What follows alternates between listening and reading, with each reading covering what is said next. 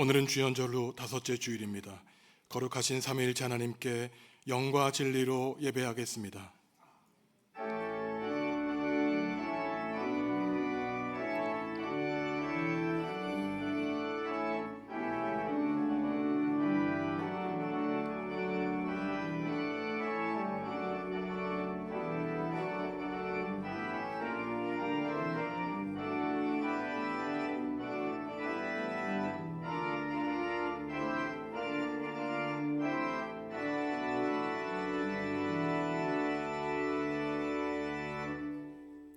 하나님, 거칠고 험한 세상에서 우리를 예배의 자리로 인도하시니 감사합니다. 걱정과 근심, 세상의 모든 무거운 짐을 내려놓게 하시고 오직 믿음으로 예배하게 하옵소서. 우리는 아무런 공로 없어 십자가에서 흘리신 주님의 보혈만 의지하오니 이 시간 믿음으로 드리는 우리의 찬송과 경배를 주님 홀로 기쁘게 받아 주옵소서. 예수님의 이름으로 기원하옵나이다. 아멘. 하늘에 계신 우리 아버지, 아버지의 이름을 거룩하게 하시며 아버지의 나라가 오게 하시며 아버지의 뜻이 하늘에서와 같이 땅에서도 이루어지게 하소서. 오늘 우리에게 일용할 양식을 주시고 우리가 우리에게 잘못한 사람을 용서하여 준 것 같이 우리 죄를 용서하여 주시고 우리를 시험에 빠지지 않게 하시고 악에서 구하소서. 나라와 권능과 영광이 영원히 아버지의 것입니다. 아멘.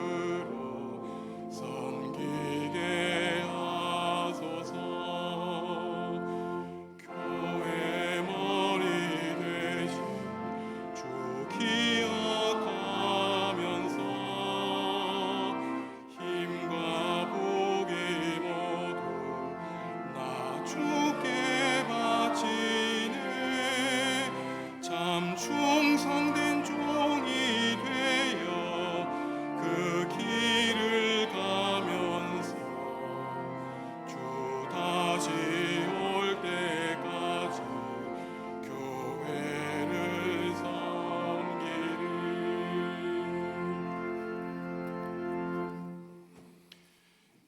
지난 한 주간의 삶을 돌아보시며 하나님과 이웃과 피조세계 지은 죄를 고백하겠습니다.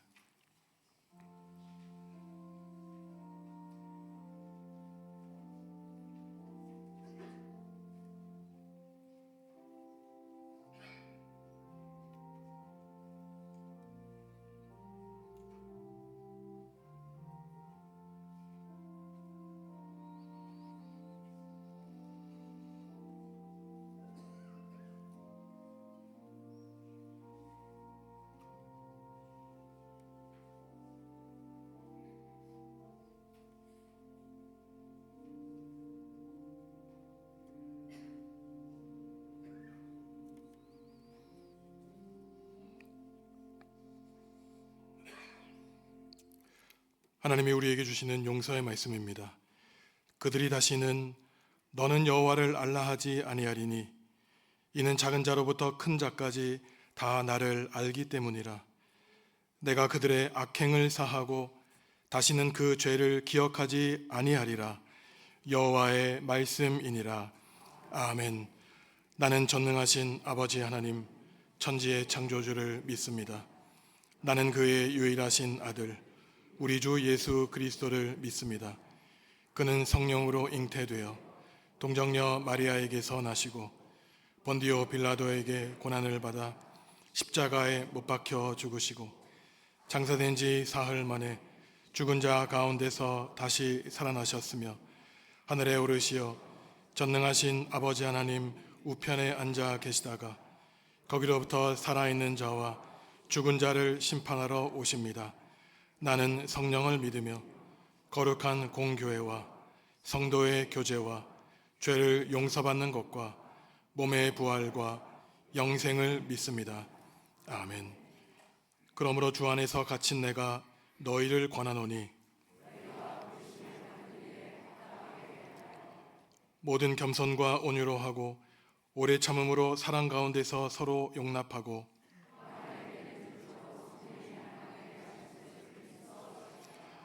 몸이 하나요 성령도 한 분이시니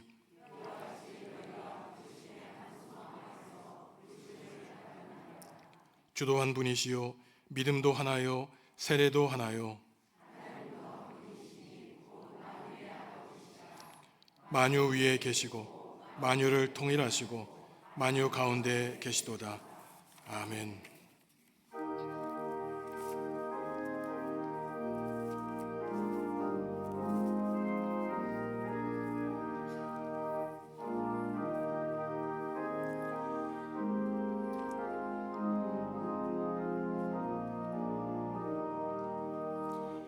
교회의 참된 터는 우리 주 예수라.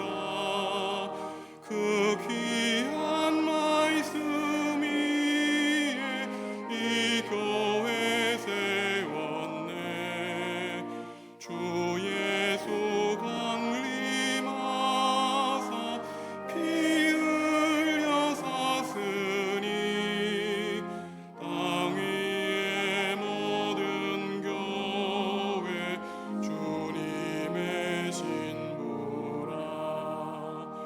온 세계 모든 교회 한 몸을 이루어 한 주님 섬기면서 한 믿음 가지네.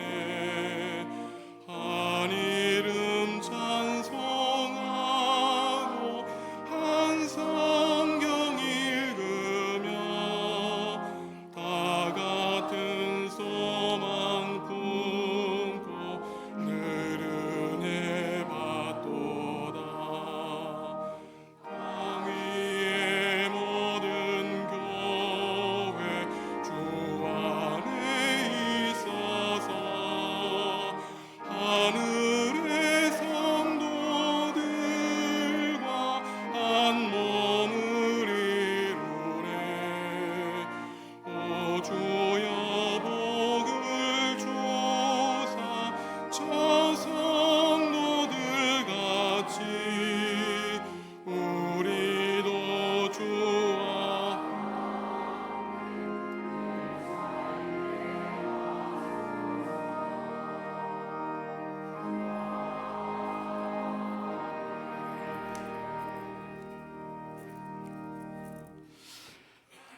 하나님, 71년 전 전쟁 직후 그 혼란한 시기에 청업당 한복판에 우리 중앙교회를 세워주시고 주의 인도하심 따라 오늘의 일까지 지나오게 하신 것 감사합니다. 오늘 2월 둘째 주일 71주년 교회 창립 예배로 하나님을 찬양하며 예배하게 하시니 감사드립니다. 하나님, 우리 교회가 오늘에 있기까지는 믿음의 선진들의 땀과 기도와 헌신이 있었음을 우리는 기억합니다. 우리도 이 교회 사랑하게 하여 주옵소서.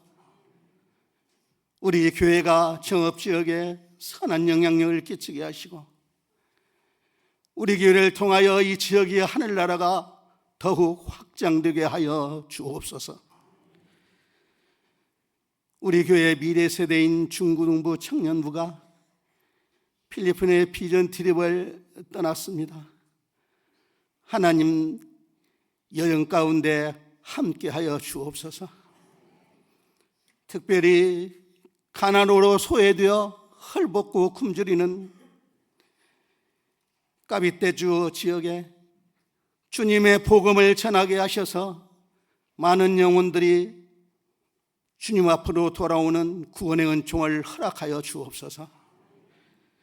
그리하여 140년 전 우리 대한민국이 그랬듯이 희망의 땅, 축복의 땅이 되게 하여 주옵소서. 하나님, 우리나라를 사랑하여 주시기를 원합니다. 어둠의 터널을 지나고 있사오니 속히 지나게 하셔서 밝은 빛을 허락하여 주옵소서. 하나님께서 왕이 되셔서 이 나라를 타려 주시사 공의와 정의가 바로 서는 나라 되게 하여 주옵소서. 다툼과 분열이 그치게 하여 주옵소서. 하나님, 또 한 시대 하나님의 귀한 종으로 사용하시는 윤철호 목사님 단위에 세워주신 것 감사합니다. 갑절의 영을 부어주셔서 이 시간 전하시는 말씀이 우리의 믿음이 되게 하시고 하늘나라 참 소망이 되게 하여 주옵소서. 정성껏 준비한 호산나 찬양이 천사들의 합창이 되게 하셔서 인생의 광야에서 상하고 찢긴 우리의 심령이 위로받게 하시고 하나님께 큰 영광이 되게 하여 주옵소서. 우리를 구원하신 예수님 이름으로 기도 올리옵나이다.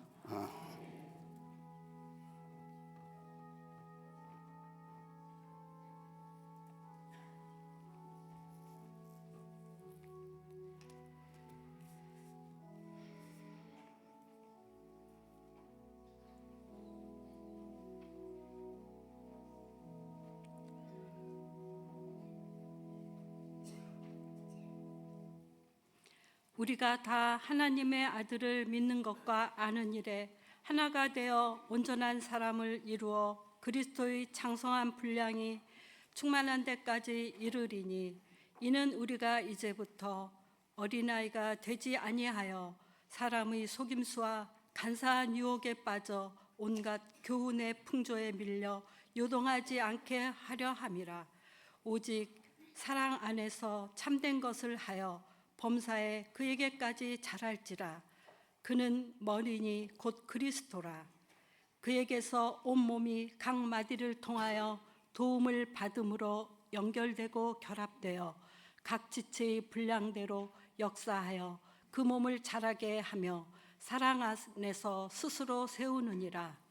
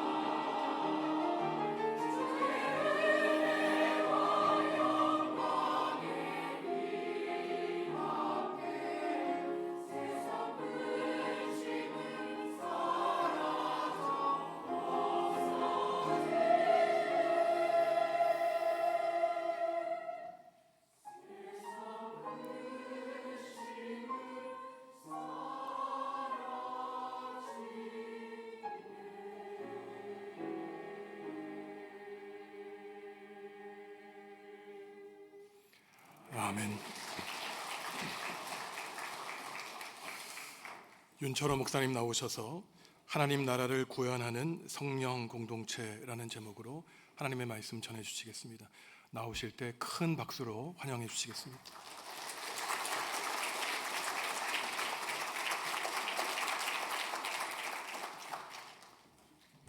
우리 김선정 목사님은 제가 늘 존경하고 또 유튜브를 통해서 가끔 설교를 듣습니다. 너무 은혜롭고 은혜를 많이 받는 그 귀한 목사님으로 늘 제가 존경을 합니다.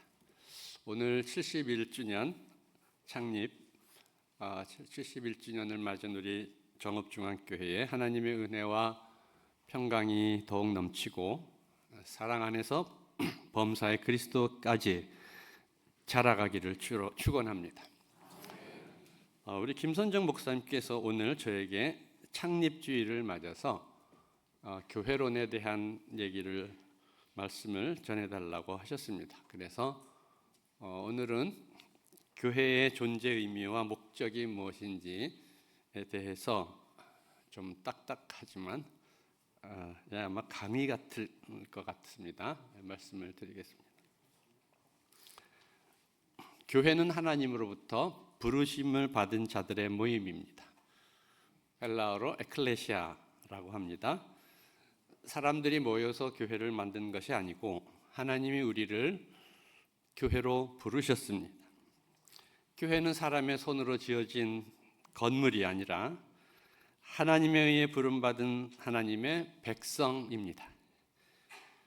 하나님의 언약 안에서 부름을 받은 이스라엘 백성처럼 교회는 예수 그리스도 안에서 새로운 언약을 받고 부름을 받은 그러한 공동체입니다. 교회는 그리스도의 터 위에 세워집니다. 고린도전서 3장 11절을 보면 이 닦아둔 것 외에 능히 다른 터를 닦아둘 자가 없으니 이 터는 곧 예수 그리스도시니라 말씀합니다. 교회는 예수 그리스도를 주님으로 고백하고 하나님께 경배하고 성령의 능력 안에서 세상을 향해 복음을 증언하고 이 땅에 하나님 나라를 구현하기 위해 부름을 받은 공동체입니다. 교회의 존재 목적과 의미는 교회 자체에 있지 않고 예수님이 선포하신 하나님 나라에 있습니다. 하나님 나라가 교회의 근원이요 척도요 궁극적인 목표입니다. 교회는 뒤로는 하나님 나라를 위해 자신의 목숨까지 버리시고 헌신하신 예수님의 그 하나님 나라 운동을 기억하고 앞으로는 하나님 약속이 성취되는 종말론적인 하나님 나라를 소망합니다.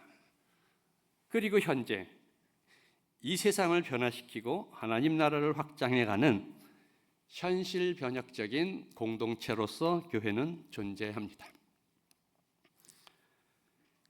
그러나 우리는 교회를 하나님 아버지나 예수 그리스도처럼 또 성령처럼 믿지는 않습니다. 왜냐하면 교회는 죄 많고 오류가 많은 그러한 공동체이기 때문입니다. 지난 2000년의 교회 역사는 교회가 얼마나 죄와 오류가 많은 공동체인지를 잘 보여줍니다. 예수는 하나님 나라를 선포했다. 그런데 어떻게 되었는가? 실망스럽게도 교회가 되었다 라고 말하는 신학자가 있습니다. 이 말은 예수님이 선포하신 하나님 나라 비전을 잊어버리고 제도화되고 계층화되고 세속화되고 교회 지상주의화에 빠진 교회에 대한 불신을 표현하는 말입니다. 그러나 우리는 단지 교회를 불신해서는 안 되겠습니다. 왜냐하면 그 모든 죄와 오류에도 불구하고 교회는 하나님께서 특별히 임재하시고 구원의 역사를 이루어 가시는 도구입니다. 교회는 항상 모호하고 불완전함에도 불구하고 하나님 나라의 예표로서 이 세상에 존재합니다. 오늘날 사회로부터 불신을 당하고 있는 한국 교회는 예수님의 하나님 나라 복음을 다시 기억하고 그 앞에서 자신을 반성하고 새로워짐으로써 교회의 본래 정체성을 회복해 나가야 되겠습니다. 우리는 성경을 통해서 교회의 본래 모습이 어떤 것인지 다시 기억하고 이 본래 모습으로 돌아가야 되겠습니다. 성경에 나타나는 교회의 모습은 다음 5가지 특징을 보여줍니다. 첫째, 교회는 그리스도의 몸입니다.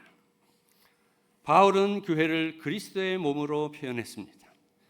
너희는 그리스도의 몸이요 지체의 각 부분이라 라고 말씀하십니다.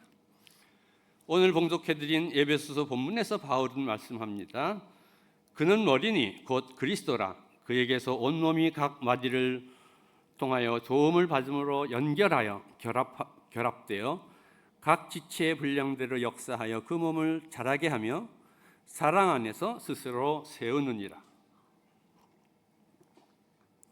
교회는 그리스도의 몸으로서 몸의 모든 지체들이 사랑 안에서 하나가 되고 각기 자기 역할을 잘 감당함으로써 그리스도의 장성한 분량에까지 자라가야 합니다. 두 번째로 교회는 성령 공동체입니다.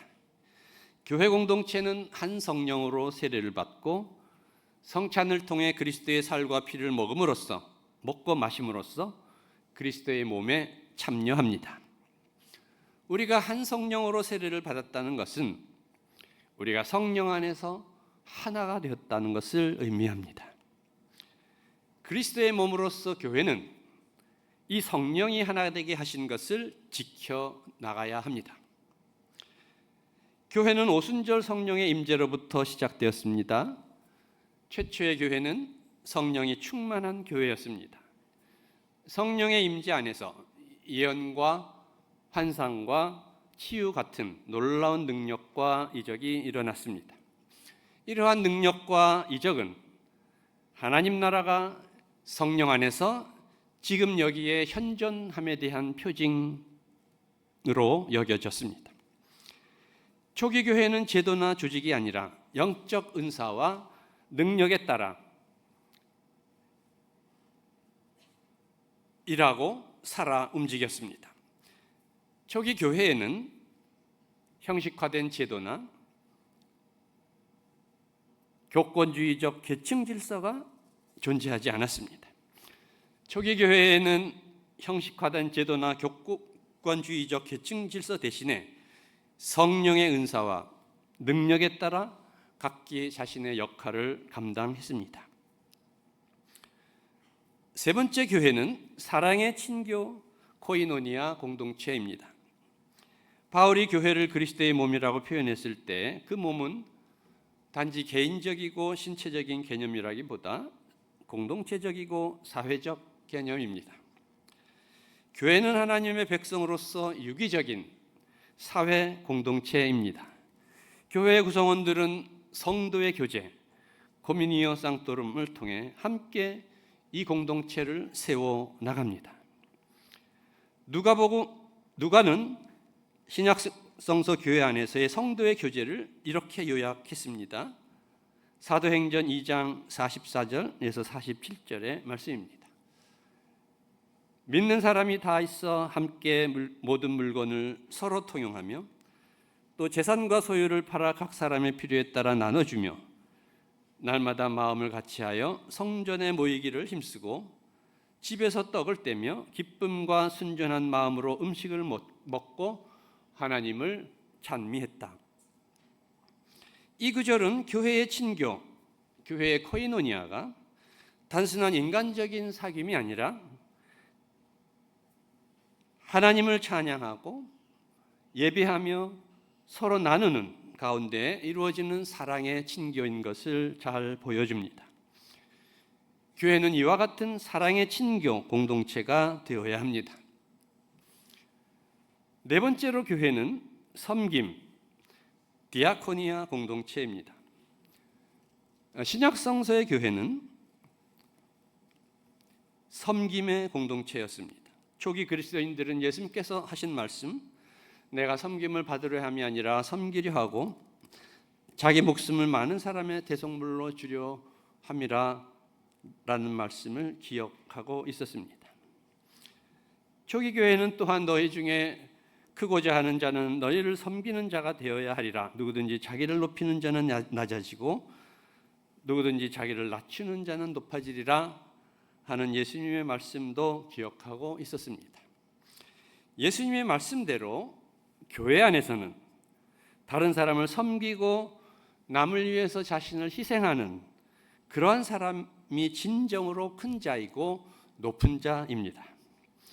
신약성서의 교회는 이러한 섬김의 공동체였습니다. 신약성서 교회는 안에서 서로 섬기는 공동체였을 뿐만 아니라 교회 밖에 세상을 향하여 섬김의 실천을 하는 그러한 공동체였습니다. 교회의 존재 의미는 자신 안에 있지 않고 세상을 섬기는 데 있습니다. 교회의 목적은 예수 그리스도의 복음을 증언하고 가난하고 억눌리고 소외된 사람들을 돌보고 섬김으로써 이 세상에 하나님 나라를 구현해 가는 데 있습니다. 다섯 번째, 교회는 평등 공동체입니다. 신약성서의 교회는 만인평등적인 공동체였습니다. 교회 안에서는 오직 하나님만이 아버지이고 그리스도만이 선생이고 지도자입니다. 예수님은 말씀하셨습니다. 너희는 랍비라 칭함을 받지 말라. 너희 선생은 하나요 너희는 다 형제니라. 땅에 있는 자를 아버지라 하지 말며 너희 아버지는 한 분이시니 곧 하늘에 계신 이시니라. 또한 지도자라 칭함을 받지 말라. 너희 지도자는 한 분이니 곧 그리스도시니라. 교회의 지도자는 오직 한 분 그리스도입니다. 교회의 아버지는 오직 한 분 아버지 하나님입니다. 그리스도 안에서 모든 공동체 구성원들은 민족이나 성이나 신분에 관계없이 평등합니다. 바울은 말씀합니다. 너희는 유대인이나 헬라인이나 종이나 자유자나 남자나 여자나 다 그리스도 안에서 하나이니라. 예수 그리스도 안에서 우리 모두는 다 하나입니다. 우리는 다 평등합니다. 이 말씀은 그 당시의 세계에서는 혁명적인 말씀이 아닐 수 없었습니다. 특히 바울은 빌레몬서에서 그리스도 안에서 주인과 종이 서로를 사랑하는 형제로 대해야 한다라고 말씀하고 있습니다. 신약성서의 교회는 계급적이고 성적 차별을 극복하고 만인평등적인 공동체를 구현하고자 노력했습니다. 특히 가부장적이고 성차별적인 당시의 사회와 달리 초기의 교회에서 여성들은 성령의 은사를 따라 예언을 하고 방언을 하고 전도에 앞서는 등 여러 가지 중요한 리더십을 발휘했습니다. 마지막으로 여섯 번째, 교회는 변혁적 하나님 나라 공동체입니다. 신약성서의 교회는 예수 그리스도의 하나님 나라 비전 안에서 성령의 능력을 힘입어 이 세상을 변화시키기 위해 세상으로 보냄을 받은 종말론적 하나님 나라 공동체였습니다. 하나님 나라를 향한 변혁적 공동체로서 교회는 세상과 이중적인 관계를 갖습니다. 다시 말하면 교회는 세상으로부터 부름을 받으며 동시에 세상을 향하여 부름을 받습니다. 세상으로부터의 자유와 세상을 향한 자유, 이 둘의 변증법적 관계 안에 교회의 존재 의미와 목적이 있습니다. 교회가 죄악된 세상을 변화시키기 위해서는 먼저 자신이 거룩해져야 합니다. 신약성서의 교회는 자신을 물로 씻음을 받고 말씀으로 깨끗하게 된 거룩한 교회로 이해했습니다. 초기 교회는 당시 로마 제국 안에서 매우 미약한 소수의 주변적인 집단이었습니다. 교회는 아무런 힘이 없었습니다. 그러나 교회는 성령의 능력 안에서 거룩하게 된 공동체로서 이 세상을 변화시킬 힘과 비전을 지닌 변혁적 하나님 나라 공동체였습니다.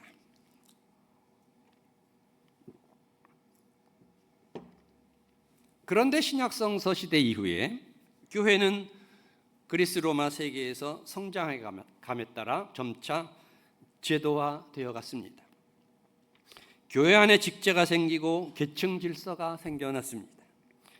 이 세기에는 교회 권위를 확립하고 수호하기 위해서 사도직이 감독에게 계승된다는 이른바 사도적 계승, 아포스톨릭 석세션이라는 교리가 등장했습니다. 니케아 신전은 교회의 본질적 속성을 하나의 거룩하고 보편적이고 사도적 교회로 정의했습니다. 그리고 3세기 중반 카르타고 감독이었던 키프리아는 감독이 다스리는 교회가 필수적인 구원의 조건이라고 주장했습니다. 교회를 어머니로 갖지 않는 자는 하나님을 아버지로 가질 수 없다. 이와 같은 키프리안의 감독주의적인 위계질서적 교회론이 그 이후에 서구 기독교를 지배했습니다. 5세기의 레오 1세는 로마 교회 감독의 수위성을 주장했습니다. 그 이후에 로마 교회 감독은 이른바 교황, 포프이라고 불리기 시작했습니다. 교황은 단지 교구 감독들보다 권위가 우월할 뿐만 아니라 세속의 권력보다도 우월하다고 주장되었습니다. 로마 교회의 교황권은 중세 후기로 가면서 절정에 이르렀습니다. 11세기의 교황 이노센티우스 3세는 교황은 태양과 같고 왕들은 달과 같다라고 주장했습니다. 달이 태양으로부터 빛을 받듯이 왕들은 교황에게서 권세를 받는다라는 것입니다. 교황 보니페이스 8세는 우남상탐이라는 교소에서 교황에게 복종하는 것은 구원의 필수적이다라고 주장했습니다. 다른 한편 서방교회의 교황 중심주의와는 달리 동방교회에서는 황제 중심주의였습니다. 서방의 로마 카톨릭 교회에서는 교황이 세속 권력을 장악했다면 동방의 콘스탄티노플을 중심으로 한 동방 정교회에서는 교회가 세속 권력에 종속되었습니다. 고대와 중세 시기의 대체로 교회는 제도화되고 기구화됨에 따라 영적 능력을 상실했습니다. 직무의 계층화로 인해 평등적 구조가 지배 구조로 대체되었습니다. 그리고 교회가 세속 권력과 결탁해서 국가가 교회화되거나 교회가 국가화됨으로써 변혁적인 하나님 나라 비전을 상실하고 세속화되었습니다. 더욱이 중세 말기에 로마 가톨릭 교회는 도덕적으로 심하게 부패했습니다. 16세기에 일어난 종교개혁은 이와 같은 중세교회에 대한 저항과 개혁운동이었습니다. 루터는 교황 절대주의적 계층 질서를 비판하고 만인 제사장설을 주장했습니다. 신분의 차이가 아니라 임무와 일의 차이를 제외하고는 평신도와 사제, 왕과 주교, 신앙인과 세속인 사이에는 근본적인 차이가 없다. 모두가 참 사제이며 모두가 주교이며 모두가 교황이다 라고 그는 주장했습니다. 모든 신자는 서로에 대하여 제사장적 중보의 기능을 수행할 수 있다라는 것입니다. 루터에게 있어서 직무의 차이를 제외하고는 성직자와 평신도 사이에 아무런 구분이 없습니다. 그리고 교회의 직무는 지배를 위한 권위가 아니라 섬김을 위한 기능입니다. 종교개혁자들의 교회로는 몇 가지 점에서 새로운 전환점을 마련했습니다. 첫 번째, 참된 교회의 표지는 말씀 선포와 성례전 집행 두 가지입니다. 잔 칼빈에 따르면 하나님의 말씀이 순수하게 선포되고 들려지고 성례전이 그리스도께서 제정하신 대로 집행되는 것이면 그곳에 하나님의 교회가 존재한다. 두 번째로 교회와 국가는 구별되어야 한다는 것입니다. 국가의 교회화도 잘못된 것이고 교회의 국가화도 잘못된 것입니다. 루터는 두 왕국 사상을 주장했습니다. 그리스도의 나라와 하나님 나라는 서로 분리되어 있다고 그는 주장했습니다. 국가와 교회의 관계를 루터는 율법과 복음의 관계로 설명했습니다. 그리고 칼빈은 그 둘의 관계를 창조 질서와 구속 질서의 관계로 이해했습니다. 세 번째로 교직 계급은 하나님의 법이 아니라 인간의 법이라는 것입니다. 영적 직무는 지배가 아니라 봉사입니다. 교회는 오직 그리스도만이 다스리시는 그리스도의 나라입니다. 그리스도가 머리이며 모두가 지체입니다. 교회는 그리스도의 통치에 따르지 교황이나 감독이나 민주 원리에 따르지 않습니다. 개신교 가운데 특히 개혁교회 교회론에 주목할 만한 특징은 개혁교회가 자신을 항상 개혁하는 교회로 인식했다는 사실에 있습니다. 개혁교회는 단번에 이례적으로 개혁을 완결한 교회가 아닙니다. 개혁교회는 항상 개혁하는 교회입니다. 에클레시아 레포르마타 셈페르 레포르만다라는 것이 이 유명한 개혁교회의 표입니다. 교회는 언제나 자기 갱신과 변혁의 과정에 있어야 합니다. 교회에 끊임없는 자기 갱신과 개혁이 없으면 세상을 향한 갱신과 변혁도 불가능합니다. 오늘 우리가 다 알고 있는 것처럼 한국교회, 특히 개신교는 세상으로부터 많은 불신을 당하고 있습니다. 최근에 한국교회에 대한 비개신교인들의 호감도에 대한 설문조사 결과가 매스컴에 보도되었는데 각 종교에 대한 호감도가 불교 52%, 가톨릭교 48.5%, 그런데 개신교는 14.3%로 나타났습니다. 개신교가 아니라 개신교 종교인에 대한 호감도는 이보다도 더 낮았습니다. 비개신교인들은 개신교 신뢰도가 낮은 이유를 지나친 전도, 부패, 차별과 혐오 발언, 독선, 비합리성, 사회적 책임 결여 등으로 보았습니다. 비개신교인들은 좋은 교회의 중요한 특징으로 사회적 약자를 향한 봉사와 구제 42.5%, 경건한 예배와 말씀 12.8%, 그리고 서로 돌봄 9.2%, 공동체 내의 민주성과 평등성 8.9%, 그리고 좋은 목회자 7.3%로 늘었습니다. 또 하나의 주목할 만한 특징은 종교단체에 소속되지 않고도 종교인으로 살 수 있다는 응답이 개신교인 58.9%, 비개신교인은 59%로 나타났다는 것입니다. 말하자면 탈교회적, 탈종교적 인식이 확산되고 있습니다.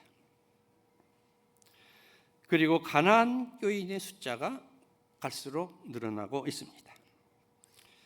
이와 같은 오늘의 한국교회 상황 속에서 우리는 개혁된 교회는 항상 개혁하는 교회라는 개혁교회의 표어를 다시 기억하지 않을 수 없습니다.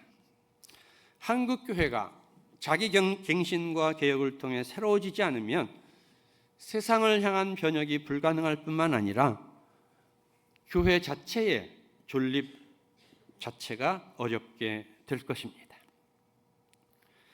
이 시간에 저는 니케아 신조에서 정의된 전통적인 교회의 표지를 오늘의 상황 속에서 재해석하고 그렇게 함으로써 교회의 자기갱신과 개혁의 방향을 제시해 보고자 합니다. 전통적인 교회의 표지는 아까 말씀드린 대로 일치, 유니티, 거룩성, 홀리네스, 그리고 보편성, 카톨리시티, 그리고 사도성, 아포스톨리시티입니다. 교회의 첫 번째 표지는 그리스도에 대한 신앙 고백 안에서의 에큐메니칼적 일치, 유니티입니다. 이전에 멀어졌던 자들이 그리스도의 십자가를 통해 화해되고 한 성령 안에서 아버지 하나님께 나아간다라고 에베소서 2장 18절은 말씀합니다. 교회의 일치는 직제, 교리, 사역의 일치가 아니라 그리스도 안에서 성령에 의해 하나님과 갖는 새로운 교제에 의한 일치여야 합니다. 몸의 다양한 지체들로 몸이 구성되는 것처럼 그리스도의 몸인 지상의 교회는 다양한 전통들과 교파들로 구성됩니다. 이 다양한 전통과 교파를 무시하고 이 다양성을 무시하고 획일적인 일치를 추구할 수는 없습니다. 그러한 태도는 자신의 전통과 교파만을 절대시하는 독선적이고 배타적인 태도를 낳을 수 있습니다. 자신의 전통과 교파를 존중하되 다른 전통과 교파에 대한 개방적 태도를 가지고 서로 다름을 인정하면서 함께 연대하는 것, 이것이 예수 그리스도의 십자가를 통한 보편적 화해를 반영하는 참된 일치라고 할 수 있겠습니다. 교회의 두 번째 표지는 세상 속의 거룩성입니다. 교회는 인간의 자기 의가 아니라 예수 그리스도 안에서 주어지는 하나님의 의에 의해 거룩하게 됩니다.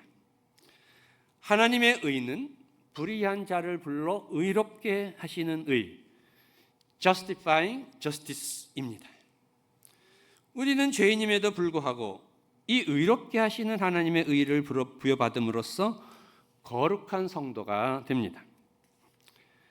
그런데 교회의 거룩성은 이 세상과 분리된 삶 속에서의 거룩성이 아니라 이 세상 한가운데에서 체화되는 거룩성이어야 합니다. 다시 말하면 교회의 거룩성은 세속의 영역을 떠나는 거룩성이 아니라 이 세속의 영역을 변혁시키는 거룩성이어야 합니다. 그리스도인의 거룩성은 교회 안의 예배에서만이 아니라 불의한 권력에 저항하고 가난하고 소외된 자들을 환대하고 부당하게 학대받고 억압당하는 자들과 연대하고 슬픔을 당한 자들을 위로하고 고통당하는 자들의 고통에 동참하는 삶을 통해 구현됩니다. 교회의 세 번째 표지는 섬김의 사도성입니다. 그리스도인은 누구나 다 예수 그리스도의 하나님 나라 복음을 위한 증인으로 부름을 받습니다. 이러한 의미에서 우리 모두는 다 사도직에 참여합니다. 그러나 사도적 권위란 위에서 군림하고 지배하는 힘에 있지 않습니다. 교회 안에서는 자기를 낮추는 섬김의 권위 외에 그 어떤 사도적 권위도 존재하지 않습니다. 나아가서 교회의 사도성은 교회 안의 상호적 섬김을 넘어 세상 안에서의 사회적 섬김을 실천하는 데 있습니다. 고난과 희생을 감수하는 사회적 섬김의 실천만이 교회의 참된 사도성의 척도가 됩니다. 마지막으로 교회의 네 번째 표지는 당파성을 포함하는 보편성입니다. 교회의 보편성의 의미란 모든 시공간 속의 모든 종류의 사람들을 교회가 포함한다는 사실에 있습니다.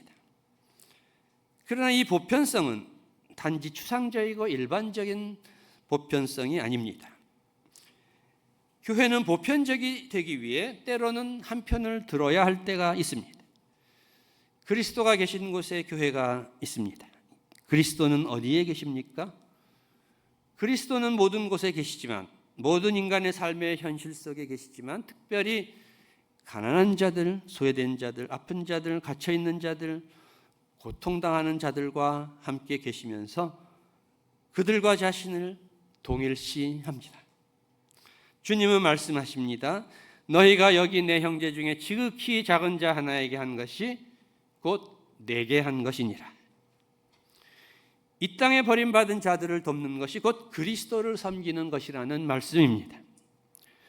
참된 교회는 단지 복음이 선포되고 성례전이 집행되는 곳만 있는 것이 아니고 참된 교회는 가난한 자들과 연대하고 그들의 편에 서는 교회가 참된 교회라고 할 수 있습니다.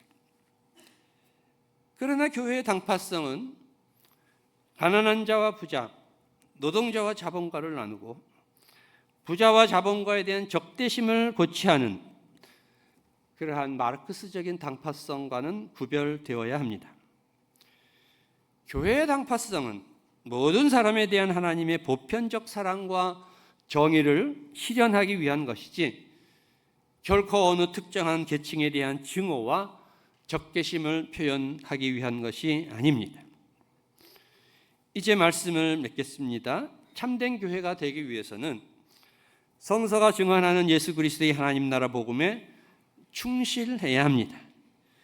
교회 본질은 예수님이 선포하신 하나님 나라를 구현하는 성령 공동체가 되는 데 있습니다. 예수님이 선포하신 하나님 나라는 단지 죽음 이후에 들어가는 영생복락의 나라가 아닙니다. 그 나라는 이 세상에서 하나님의 사랑과 정의의 통치가 실현되는 나라입니다. 이 하나님 나라를 구현하시기 위해서 예수님이 세상에 오셨습니다. 따라서 예수님이 하나님 나라 복음에 충실한 교회는 단지 내세의 천국에 들어가는 입장권을 남발하는 교회가 아니라 이 세상에서 하나님의 사랑과 정의의 통치의 구현에 헌신하는 교회가 되어야 합니다. 예수님의 하나님 나라 복음의 가장 큰 특징은 자기 희생적인 사랑의 섬김에 있습니다. 우리는 인자가 온 것은 섬김을 받으려 함이 아니라 도리어 섬기려 하고 많은 사람의 대속물로 자기 목숨을 주기 위함이라는 우리 예수님의 말씀을 다시 한번 기억해야 합니다. 디트리 보네퍼는 말했습니다. 교회는 다스리는 것이 아니라 돕고 섬기는 가운데 인간 삶의 세속적 문제에 함께 참여해야 한다. 레오나르도 보프라는 학자도 이렇게 말했습니다. 가난한 자들과 연대하여 해방의 복음을 생활화할 때에야 비로소 우리는 예수의 추종자가 되고 참된 기독교 신자가 될 수 있다. 그러나 섬김은 노예적 종속을 의미하지는 않습니다. 섬김은 굴종이나 자기 비하와는 구별됩니다. 진정한 섬김은 다른 사람의 지배에 예속되는 것이 아니라 그리스도 안에서의 자발적인 자기 희생적 사랑의 표현이어야 합니다. 교회가 세상을 섬긴다는 것은 교회가 단지 사회 봉사기관으로 축소되는 것을 의미하지 않습니다. 섬김의 실천은 영적 삶이 단지 정치적 행동을 위한 예비 단계로 간주되는 것을 의미하지도 않습니다. 사회적 섬김은 또한 개인적 죄가 간과되고 모든 죄가 경제적 착취나 사회적 압제 등의 구조적 형태의 죄로 환원되는 것을 의미하지도 않습니다.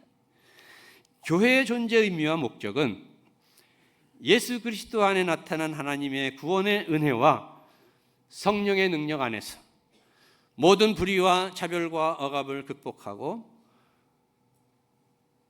사랑의 섬김과 나눔 안에 사랑하는 새로운 인간 공동체를 창조함으로써 이 땅에 하나님 나라의 통치를 구현하는 데 있습니다. 창립 71주년을 맞는 정읍중앙교회가 이와 같은 교회로 예수님께서 선포하신 하나님 나라를 구현하는 성령 공동체로 나날이 성장하고 더욱 발전해 나가기를 주님의 이름으로 축원합니다. 하나님 저희를 주님께서 피로 값주신 주님의 몸된 교회로 불러주신 것을 감사드립니다. 특별히 71년 전에 이곳에 정읍중앙교회를 세우시고 이 교회로 저희를 인도하여 주신 것을 감사드립니다.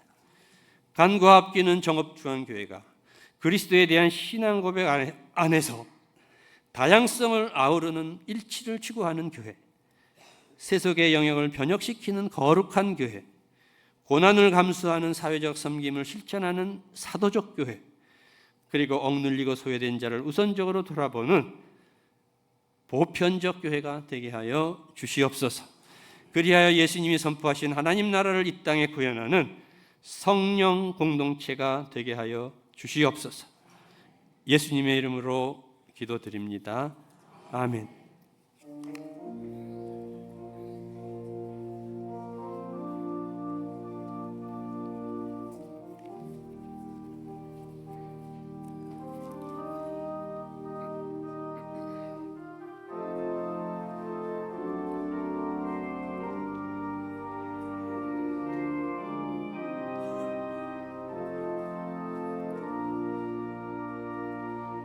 이 세상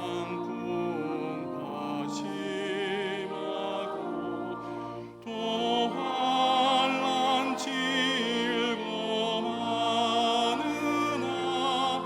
나 편히 쉬게 될 곳은 주 예비하신 주의 전 그 향기로운 기름을 주 내게 부어주셔서 내 기쁨 더해주는 피로 사신 주의 전 주민은 영제 자매를 그 몸은 떠나 있으나 주 앞에 기도드릴 곳 다 함께 모일 주의 전 내 손과 양가 내 몸에 피가 식어도 나 영영 잊지 못할 은혜의 보좌 주의 전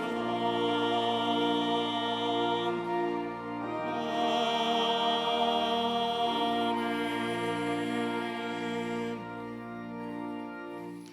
성도 여러분, 주님이 우리에게 물으십니다. 내가 나를 사랑하느냐?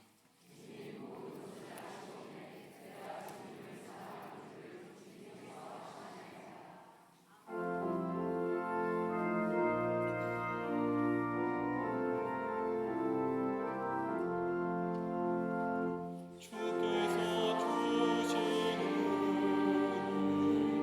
한없이 크오니 우리가 받은 것은 감사의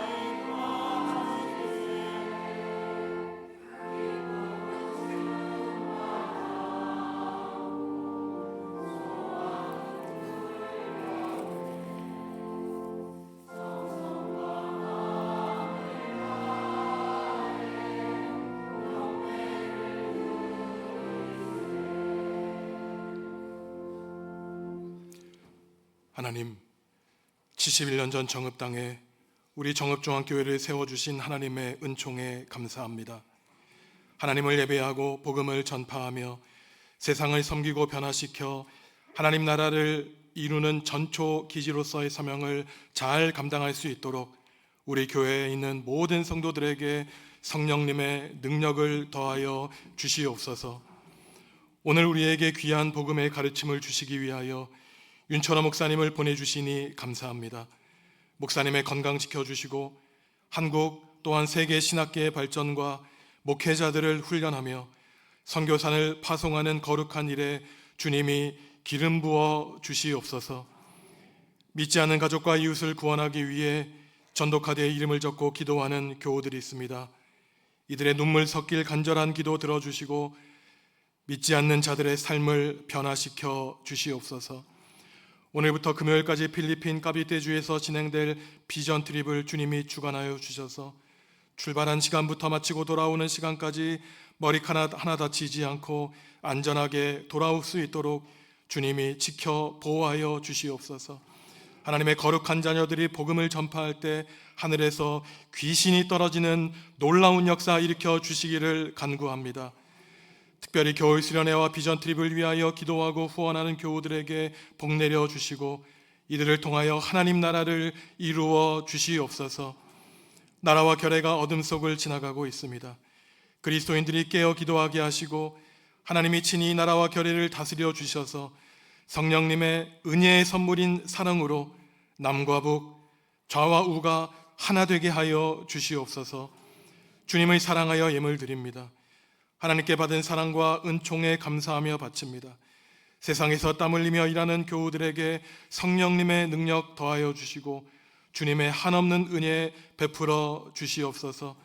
목사님을 통해 오늘 우리에게 주신 말씀처럼 앞으로 70년, 100년을 향하여 나아갈 우리 정읍중앙교회가 하나님이 바라시는 교회, 하나님이 기대하시는 교회로서 하나님 나라를 일구어 나가는 복된 교회 될 수 있도록 주님 하늘의 신령한 복과 은혜 모든 성도들에게 충만히 내려 주시옵소서. 예수님의 이름으로 기도합니다. 아멘.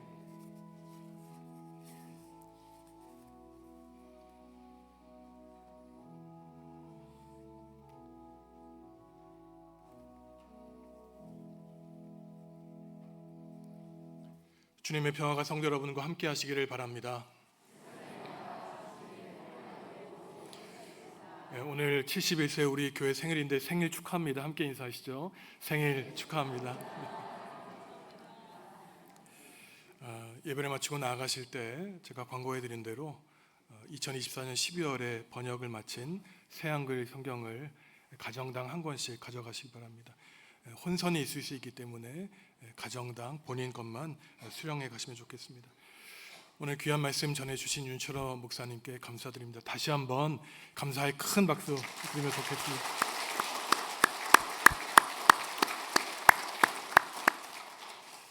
제가 30년 전 신학교에 입학했을 때 교수님은 프린스턴 신학교 그리고 노스웨스턴 신학교에서 학위를 받으시고 이미 30대에 교수님이셨습니다.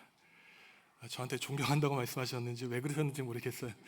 제가 사실은 우리 교수님 그림자도 밟을 수 없는데 사실 감기에 심하게 걸리셨는데 제가 전화드려서 교수님 71년 우리 기념주일인데 꼭 말씀 전해주시옵소서라고 했는데 한마디 정말 거절도 안 하시고 단걸음에 달려와 주셨습니다. 30년 동안 교수 사역하시고 은퇴하셨지만 지금도 목회자들 계속 교육하시고 또한 선교사님들 파송하시는데 귀한 일을 담당하시는 한국 그 조직 신학자 가운데 아주 대표적인 신학자이십니다. 제가 언젠가 말씀드렸지만 목회를 이제 조금씩 하면 할수록 이상하게 교회가 무엇인지 모른다고 말씀드렸는데 오늘 목사님의 말씀을 통해서 우리 정읍중앙교회가 앞으로 어디를 향해 나아가야 될지 저 개인아에게 주신 귀한 가르침으로 알고 선생님의 가르침 잘 받들고 좋은 교회 우리가 함께 만들어가면 좋겠습니다. 다시 한번 교수님께 감사를 드립니다. 저희가 지난번 공동의회 때 안내해드렸는데 장학금 규정을 새롭게 보완했습니다. 교회에 있는 교육부 학생들은 신청서를 교회 홈페이지에서 다운로드 하시거나 사무실에서 수령해 가셔서 작성해 주시고 신청해 주시기 바랍니다. 저희가 영합으로부터 또한 중고등부까지 이 장학금을 더 확대해서 우리 미래 교육에 더 투자하기로 우리가 당회에서 결정하고 재직회 또한 공동회의에서 보고를 드린 바 있습니다. 광고해 드린 대로 19일 수요일 7시 수요 기도회는 우리 교회 예배당에서 드리지 않고 정읍 시찰에 연합 기도회로 드립니다. 교회에서 6시 30분에 출발합니다. 19일 수요일입니다. 저는 오늘부터 금요일까지 영락 수련회에 들어가서 영성 훈련을 받고 돌아옵니다. 아시겠지만 이 제가 받는 영성 훈련은 기원 후 4세기 수도회 영성에 따른 것으로 일주일 동안 입을 다물게 되어 있습니다. 제가 일주일 동안 입 다물고 귀를 열어서 하늘에서 내려오는 하나님의 말씀, 음성 듣고 돌아올 수 있도록 저를 위해서도 기도해 주시기 바랍니다. 일어나서 주님께 함께 찬양하신 다음에 윤철원 목사님 나오셔서 위탁의 말씀과 축도해 주시겠습니다.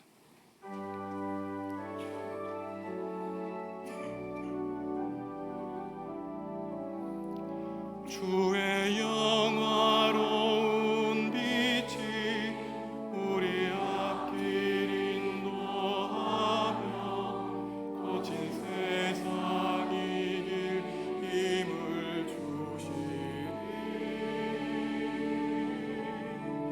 주의 영화로운 빛이 우리 앞길 인도하며 거친 세상 이길 힘을 주시리. 영원히 영원히 인도하시리.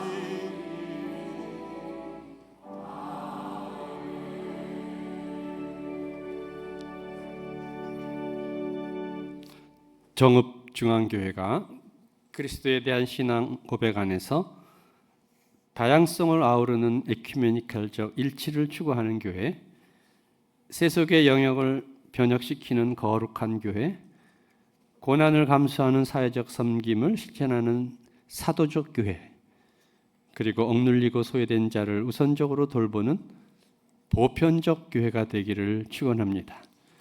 그리하여 예수님이 선포하신 하나님 나라를 이 땅에 구현하는 성령 공동체가 되기를 축원합니다. 이제는 우리를 위해 십자가에 달리신 주 예수 그리스도의 은혜와 자기 아들을 내어주시기까지 우리를 사랑하시는 하나님 아버지의 극진하신 사랑하심과 우리를 교회로 부르시고 하나님 나라를 구현하는 공동체로 살아갈 수 있도록 도우시는 성령님의 인도하심이 오늘 창립 71주년을 맞는 정읍중앙교회와 교회의 모든 하나님의 백성들에게 지금부터 영원토록 함께 하옵시기를 간절히 축원하옵나이다. 아멘.